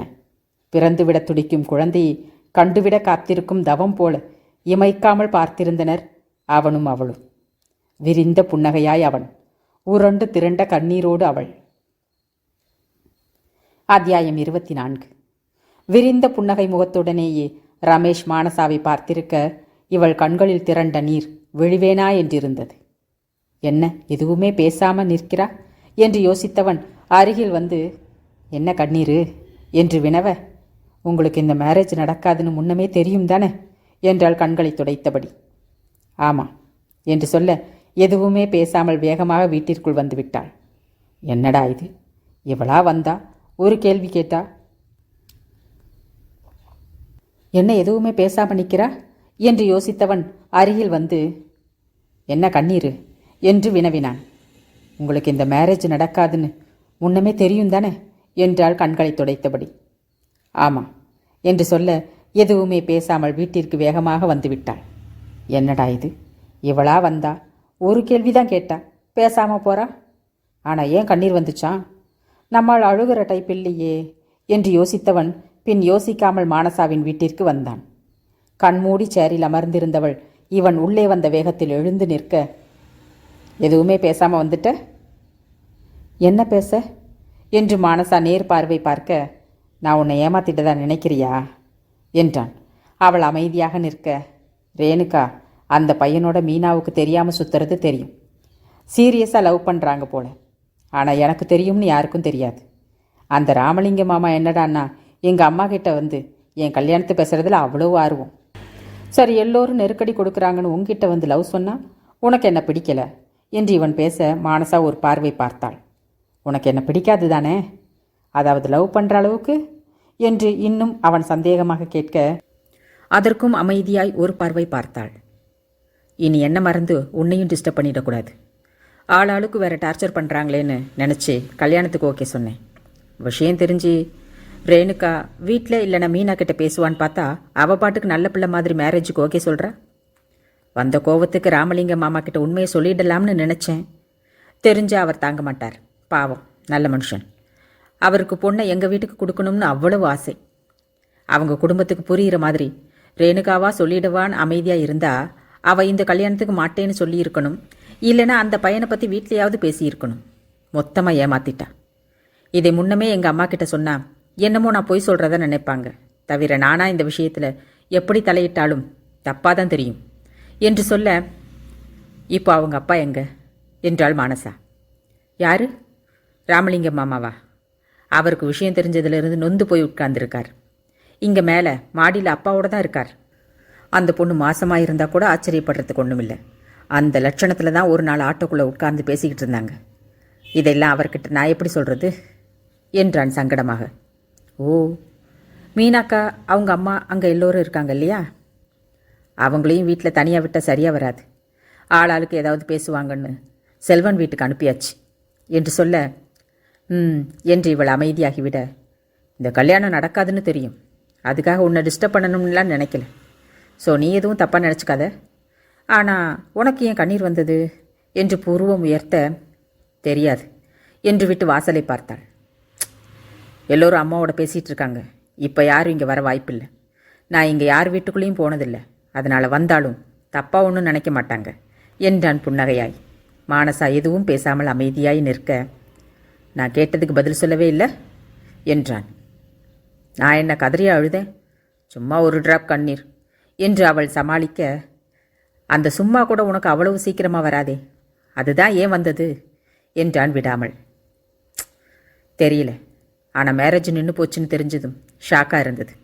ஓடி வந்து உங்களை பார்த்தா ஹாஸ்பிட்டலில் நைட் பேசினோமே, அது ஞாபகம் வந்துடுச்சு என்றாள் மறைக்காமல். வேற எதுவும் இல்லை என்றாள். ஆனால் ஏனென்று தெரியாது மனதின் படபடப்பொன்று இவளின் கண்கள் காட்ட, உனக்கு என்ன பிடிக்குமா என்று கேட்டே விட்டான் அவன். என்ன என்று இவள் விழிக்க, எனக்கு லவ் சொல்லத்தான் தெரியல. அட்லீஸ்ட் யாருக்காவது நம்மளை பிடிச்சிருக்கான்னாவது தெரிஞ்சுக்கணும் தானே.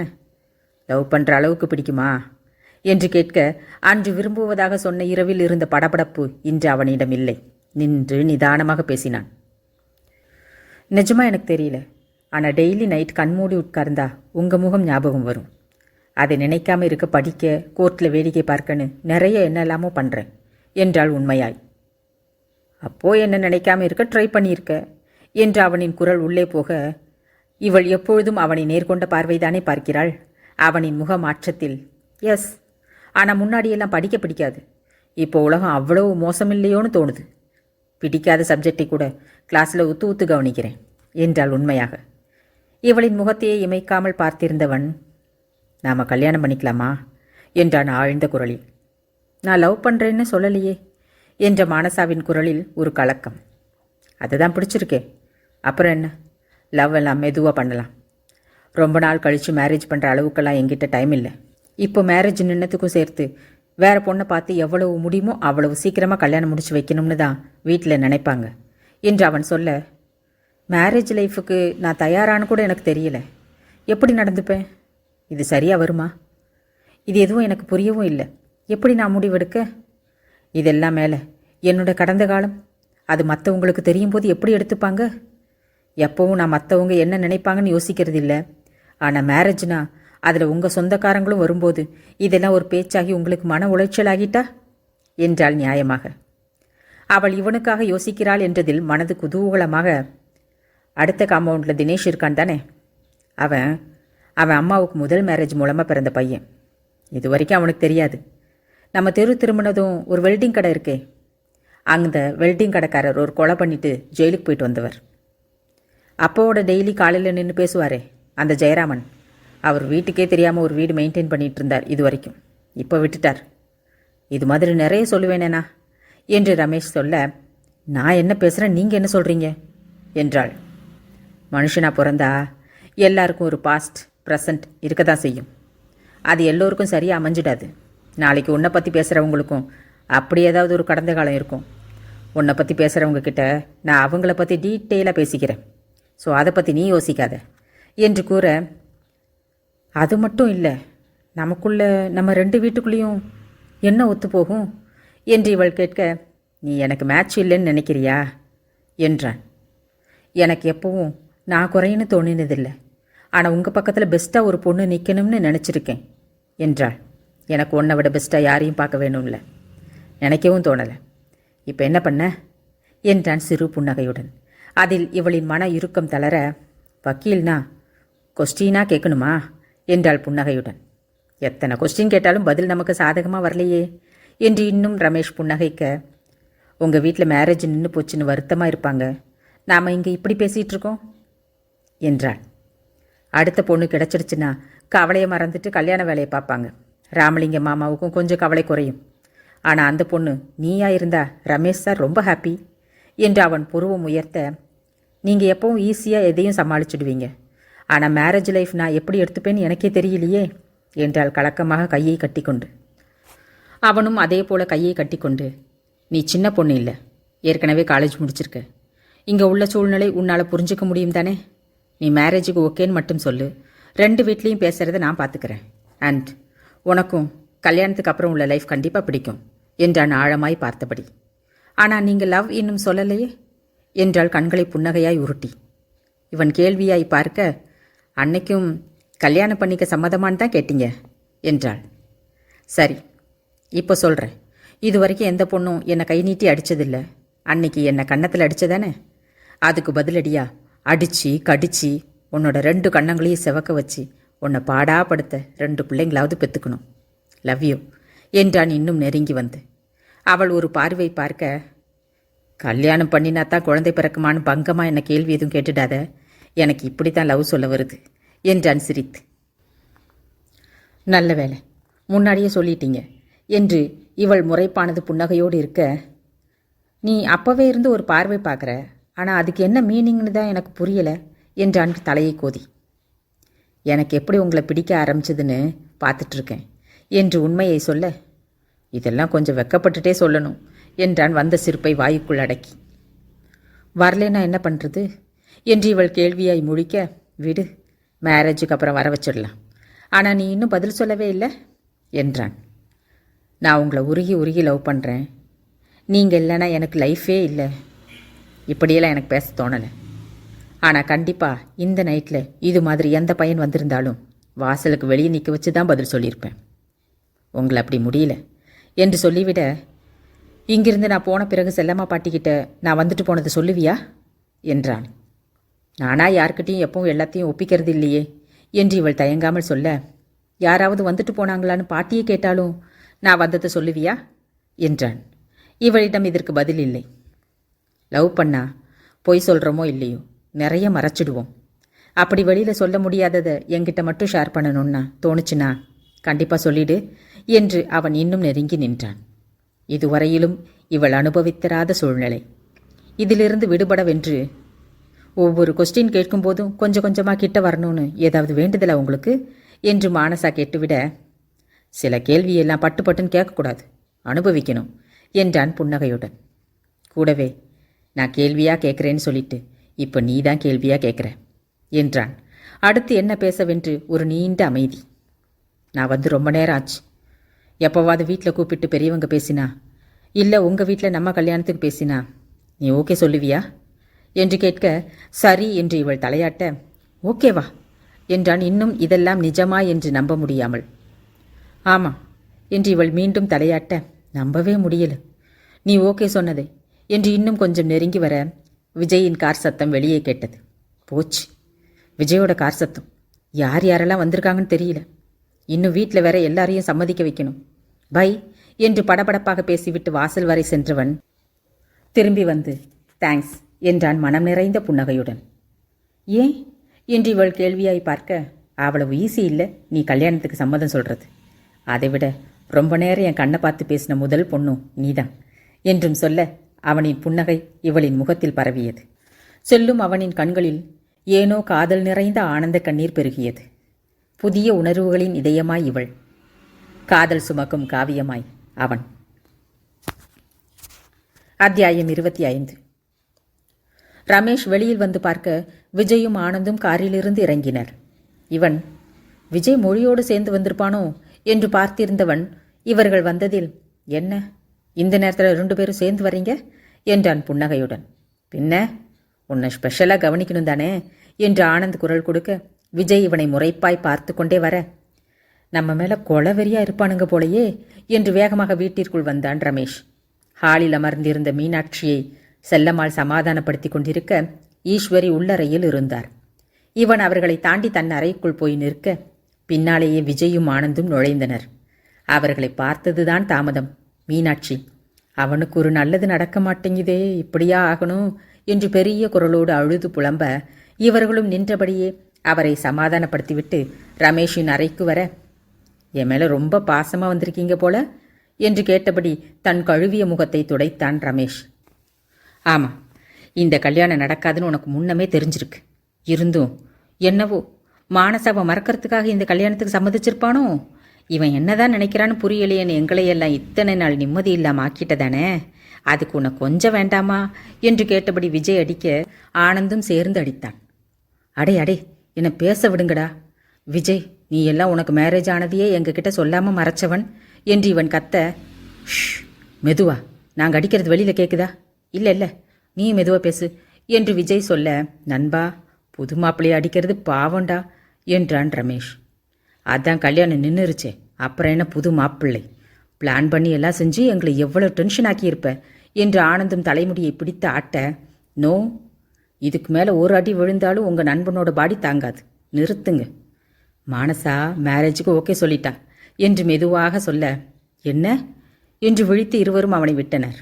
எப்படி என்று விஜய் ஆச்சரியமாக கேட்க, என்னடா பெரிய குண்டா போடுற என்று ஆனந்தும் நம்பாமல் கேட்க, இவன் ரேணுகாவின் திருமணம் முதல் மானசா சற்று முன் திருமணத்திற்கு சம்மதம் சொன்னது வரை சொல்ல இருவரும் சேர்ந்து அவனின் களைந்த தலையை சரி செய்தனர்.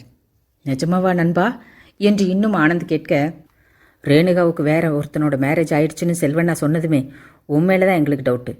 தானாத்தான் போயிட்டாளா? சரி, இனி மானசாவை பேசலாம்னு பார்த்தா அதையும் நீயே பண்ணிட்டியா? எப்படி நண்பா என்று விஜயும் புன்னகையுடன் கேட்க, உண்மையச் சொன்னேன். ரமேஷ் சார் நல்லவர் வல்லவர் நாளும் தெரிஞ்சவர்னு ஆளுக்கிட்ட உண்மையச் சொன்னேன் என்று இவன் காலரை தூக்கிவிட, இப்படிச்சதை விட 4 மடங்கு கும்முவோம், பரவாயில்லையா என்றான் விஜய். நோ என்று விட்டு, அவளுக்கும் பிடிச்சிருக்கான், அந்தளவு தான் ஒத்துக்கிட்டான்.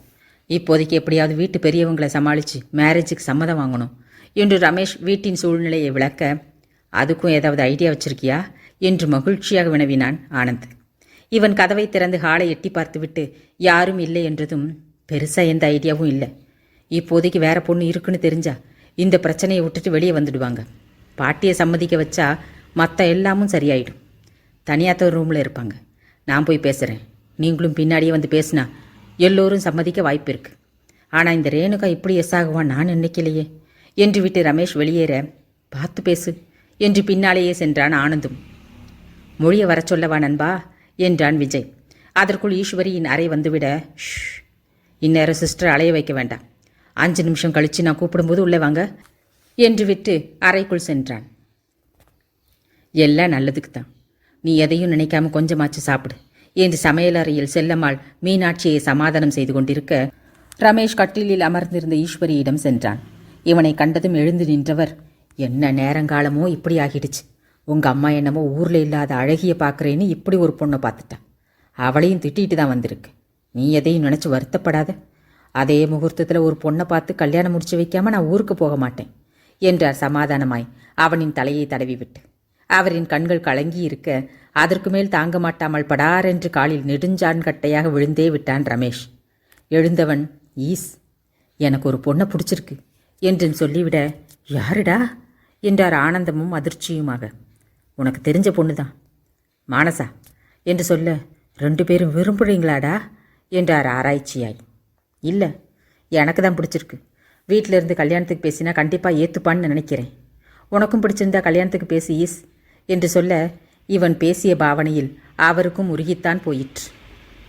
வீட்டில் கல்யாணத்திற்கு தன்னை பேசச் சொல்வது, அதையும் விட இந்த சமயம் இது திருமணம் நின்று போன வீடாக இருக்கக்கூடாது என்று அவரின் சிந்தனை ஓட, பொண்ணு நல்ல பொண்ணு தான், ஆனால் சரியாக நான் பேசுனதே இல்லையே. என்ன வயசு இருக்கும்? நல்ல குடும்பமா? இங்கே யார் தெரிஞ்சவங்க இருக்காங்க என்ற 1008 கேள்விகள் இவனிடம். இவன் விஜய் மொழி குறித்து விளக்கமாக சொல்லி, கல்யாணம் நின்று போனதை விசாரிக்க விஜய் வந்திருக்கான். நீ அவன்கிட்ட இதை பற்றி பேசு. அப்படியே வீட்லேயும் பேசுனா இந்த அம்மாவாவது அழுகையை நிப்பாட்டும்.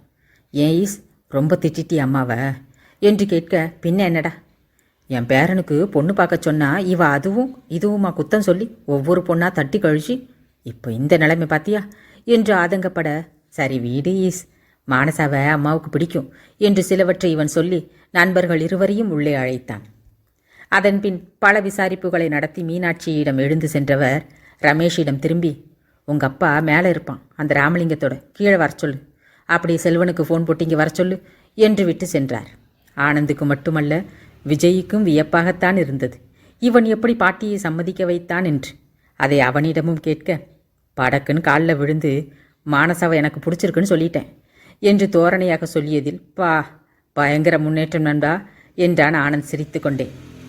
2 பேரும் ஹாலில் வெயிட் பண்ணுங்க, நான் மேலே போயிட்டு வரேன் என்று ரமேஷ் மாடிக்கு சென்று பார்க்க, இப்படி ஆகும்னு நான் நினைக்கவே இல்லையே மருமகனே என்று இன்னமும் ரமேஷின் தந்தை செய்த சமாதானத்திலும் மனம் மாறாமல் இவனிடம் ராமலிங்கம் புலம்ப, எதையும் நினச்சி வருத்தப்படாதீங்க, பாட்டி கீழே கூப்பிட்டாங்க என்றான். எப்படி எல்லார் முகத்திலையும் முழிக்க, இப்படி என்னை கேவலப்படுத்திட்டு போயிட்டாளே என்று இவர் கண்கலங்க, சொன்னால் நீங்கள் ஏற்றுக்க மாட்டீங்களோன்னு நினச்சி பயந்து தான் வீட்டை விட்டு போய் கல்யாணம் செஞ்சுருப்பா. விடுங்க, கொஞ்ச நாளில் வந்துடுவா என்று இவனும் சமாதானம் சொல்ல, இல்லை, அவளுக்கும் எங்களுக்கும் இனி ஒட்டும் இல்லை, உறவும் இல்லை மருமகனே என்றார் கோபமாக. பத்திங்களா, இந்த கோபந்தான் அவளை பேச விடாமல் தடுத்திருக்கும். என்னைக்கும் பெத்த மக இல்லைன்னு போகாது. திரும்பி உங்கள் மக வரும்போது பெருந்தன்மையை ஏற்றுக்கோங்க, அப்பதான் ரமேஷோட மாமானு பொருத்தமாக இருக்கும் என்று இவன் சமாதானமாய் அவரின் தோளை அணைத்து கீழே அழைத்து செல்ல, அங்கே ஹாலில் அனைவரும் தீவிரமாய் பேசிக்கொண்டிருக்க, செல்வன் இவனை, டேய் நல்லவனே என்பது போல ஒரு பார்வை பார்த்து அமர்ந்திருந்தான். என்ன இந்த மொழி முழிக்கிற என்று இவன் அருகில் அமர்ந்து கேட்க, இந்த கல்யாணத்துக்கு நீ சம்மதிக்கும் போதே நினச்சேன்டா இப்படி ஏதாவது குட்டிகளாட நடக்கும்னு. ஆமாம், என்ன சொல்லி பாட்டி மண்டையை கழுவுன? மானசாவை பொண்ணு கேட்கலாமான்னு அம்மா கிட்ட பேச்சுவார்த்தை போகுது என்று சொல்ல, நிஜமாவா? ஈஸ், நான் நினச்சதை விட செம வேகம் என்று புன்னகையாய் முணங்கினான் ரமேஷ். ஒரு நீண்ட பேச்சுவார்த்தைகள் அனைவருக்குள்ளும் ஓட, மானசாவை பெண் கேட்கலாம் என்று ஈஸ்வரி சொன்னதில் செல்லம்மாளுக்குத்தான் ஆனந்த அதிர்ச்சி. இருந்தும் மானசா சரி சொல்லுவாளோ இல்லையோ தெரியலையே, ஆனால் குடும்பம் ரொம்ப வசதி இல்லைனாலும் நல்ல அமைதியான குடும்பம் என்று வாய்விட்டே சொல்லிவிட்டார். எப்படியோ செல்லம்மா, இந்த கல்யாணத்தை அதே தேதியில் நடத்திடணும் என்று ஈஸ்வரி பேச, ஒரு வார்த்தை பொண்ணு பிடிச்சிருக்கான்னு கேட்டுருவோமா என்றார் ரமேஷின் தந்தை. அப்படி பழிச்சுன்னு நாம் எந்த காலத்தில் கேட்டோம்? ஆனால் கேட்கணும். நாம் கேட்டால் நல்லா இருக்காது. செல்லம்மா கிட்ட சொல்லி அப்படியே மானசா வீட்டு ஆளுங்களை விட்டு கேட்போம். இந்த விஜய் இருக்கான் தானே, எல்லாருக்கிட்டையும் பேசிடுவான் என்றார் பெரியவராக ஈஸ்வரி. நண்பா, நடக்கிறதெல்லாம் நிஜமா என்று ரமேஷின் அருகில் வந்து ஆனந்த் கேட்க, நிஜந்தான் என்று கிள்ளினான் விஜய். ராமலிங்கம் அமைதியாக அமர்ந்திருக்க, என்ன ஒடுங்கி போய் உட்கார்ந்திருக்க? எதையும் நினைக்காம கல்யாண வேலையை இழுத்து போட்டு செய்யணும். எம்புட்டு வேலை இருக்கு, நீ இந்த வீட்டு ஆளுதான் என்று ஈஸ்வரி விட்ட சத்தத்தில் அவர் வேகமாக சரி என்று பாரம் குறைந்தவராக தலையாட்டினார். பொண்ணு கிடைச்சதும் பாட்டிக்கு சவுண்டை பார்த்தியா என்று ரமேஷிடம் செல்வன் முணங்க, உனக்கு இதில் சந்தோஷம் இல்லை போலையே, செக் கேஸில் கையை வச்சிடலாமா என்று இவனும் முணங்க, நான் எப்படா அப்படி சொன்னேன், ரொம்ப சந்தோஷம் என்றான் பாவமாய். அப்போது தஞ்சாவூருக்கு பொண்ணு பார்க்க போகிற ஃபங்க்ஷனை மோதிரம் மாற்றி நிச்சயம் பண்ணுற அளவுக்கு நீ தான் எல்லாருக்கிட்டையும் பேசி மாற்றணும். எல்லாத்தையும் நானே பேச முடியுமா? அதோட காரும் நீ தான் ஓட்டணும் என்று கிசுகிசுக்க, கார் என்ன, தேரே ஓட்டுவேன், நீ மட்டும் என் கேஸுகளை சீக்கிரம் முடிச்சு கொடுத்துடு என்றான் வேண்டுதலாக. தரையில் மீனாட்சி ஓய்ந்து அமர்ந்திருக்க, ஈஸ், என்று ரமேஷ் ஈஸ்வரியிடம் கண்ணை காட்டிவிட்டு நண்பர்களை வெளியே அழைத்துச் சென்றான். எதுக்கு இப்படி ஊஞ்சு போயிருக்க? அதான் பொண்ணு கிடைச்சிடுச்சே, அடுத்து ஆக வேண்டிய வேலையப்பார். அந்த பொண்ணும் நீ எதிர்பார்த்த மாதிரி நல்லாவே படிக்காதாமே, குறைஞ்ச மார்க் தானா என்று ஈஸ்வரி மீனாட்சியிடம் சொல்ல, இதெல்லாம் ஒரு பொண்ணை ஏற்றுக்க ஒரு குவாலிஃபிகேஷனாடா என்று முழித்து கொண்டே போனான் ஆனந்த். ஆமாம் மீனாட்சி, பெரிய புக்கை பார்த்தாலே தூங்கிடுவா, இப்போ தான் அது குறைஞ்சிருக்கு என்று செல்லம்மாளும் சொல்ல, கண்ணை துடைத்தபடி மீனாட்சியும், தெரியும் சித்தி, அப்படி பார்த்து பார்த்து தான் இப்போ ஒருத்தி ஏமாந்துட்டு போயிட்டா என்று பேச ஆரம்பிக்க, ஈஸ்வரி செல்வனிடம் கண்ணை காட்டியதில் அவன் ராமலிங்கத்தை வெளியே அழைத்து சென்றான். படித்தா நல்லது தான் சித்தி, எத்தனையோ பொண்ணை தட்டி கழிச்சிட்டேன். இன்னமும் எங்கள் முகத்தையே பார்த்துட்ருக்கிற என் பையனுக்கு ஒரு கல்யாணம் நடந்தால் பெரிய பாரம் குறையும்.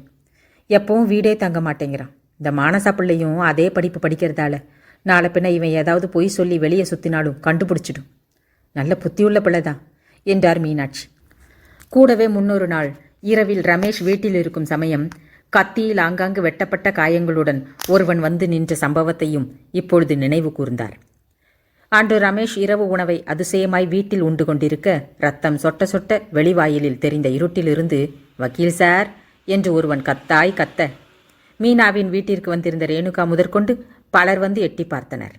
நிம்மதியா என் பிள்ளை ஒரு வாய் சாப்பிட விடுறாங்களா என்று மீனாட்சியும் திட்டிக் கொண்டே செல்ல, திட்டாத, அவனுக்கு என்ன அவசரமோ என்று ரமேஷின் தந்தையும் பின்னால் செல்ல, முகம் கழுத்து என்று உடலெங்கும் கீறலுடன் ரத்தம் ஒழுக நின்றதை பார்த்து ரேணுகா அந்த இடத்திலேயே மயங்கினாள் என்றாள். சார், நல்லா பாருங்க, சும்மா இருந்தவனை கோடு போட்டு விட்டுட்டாங்க என்றான் வெட்டுப்பட்டவன். அதுக்காக இங்கே வருவியா? முதல்ல ஜிஹெச் போ, அப்புறம் எஃப்ஐஆர் போட்டுக்கலாம் என்று ரமேஷ் திட்ட, ஒரு வார்த்தை உங்ககிட்ட சொல்லிட்டு போகலான்னு வந்தேன் என்று அவன் சென்றுவிட, மயங்கி விழுந்தவளை தண்ணீர் தெளித்து மீனா எழுப்பி கொண்டிருந்தாள்.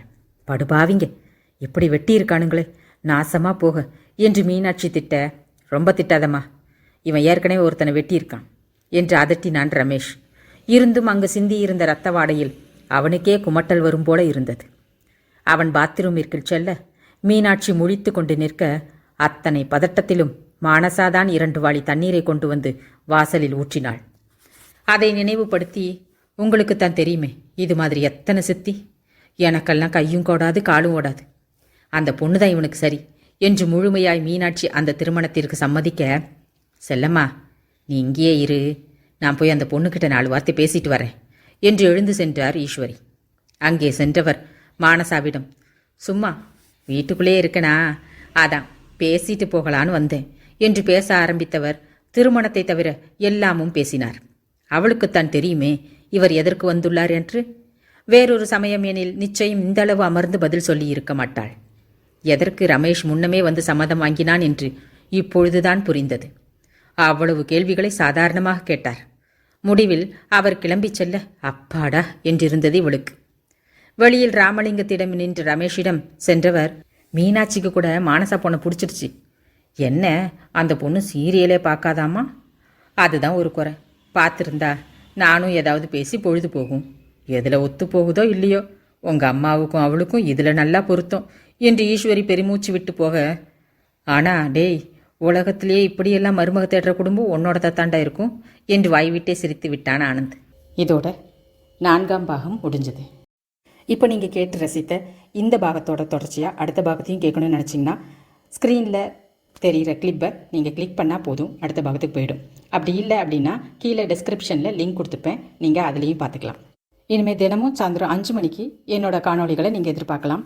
சப்ஸ்கிரைப் பண்ணிட்டீங்கன்னாலோ இல்லை பெல் பட்டனையும் தட்டி விட்டுட்டீங்க அப்படின்னாலோ டெய்லி சாயந்தரம் 5 மணிக்கு என்னோடய நோட்டிஃபிகேஷன் உங்கள் யூடியூப் பட்டனை தட்டும். நீங்கள் கரெக்டாக நோட் பண்ணி பார்த்துக்கலாம், கேட்டுக்கலாம். நன்றி, வணக்கம்.